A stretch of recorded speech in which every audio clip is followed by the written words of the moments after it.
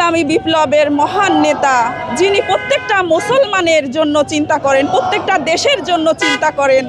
বিশ্ব মুসলিমের উপর চরম আঘাত হিসেবে বিবেচনা করছি।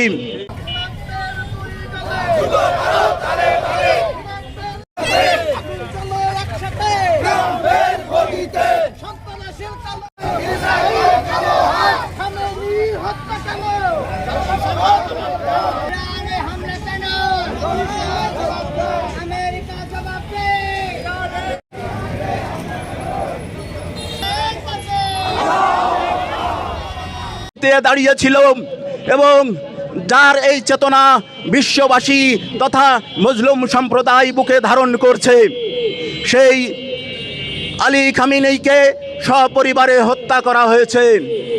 আলী খামেনেই এই হত্যা, এই ন্যাক্কারজনক ঘটনাকে আমরা কোনো ব্যক্তিগত হত্যা হিসেবে বিবেচনা করছি না।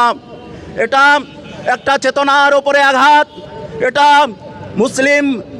বিশ্ব মুসলিমের উপর চরম আঘাত হিসেবে বিবেচনা করছি। আজকে আমরা যে কারণে রাস্তায় নেমে এসেছি, মহিলা এবং পুরুষ সবাই মিলে, তার একটাই কারণ যে ইসলামী বিপ্লবের মহান নেতা, যিনি প্রত্যেকটা মুসলমানের জন্য চিন্তা করেন, প্রত্যেকটা দেশের জন্য চিন্তা করেন, প্রত্যেকটা জাতির জন্য চিন্তা করেন, এমন একটা নেতা যার কোনো তুলনা হয় না, তিনি আজ হযরত আয়াতুল্লাহ আলী খামেনি, তাকে নির্মমভাবে হত্যা করা হয়েছে।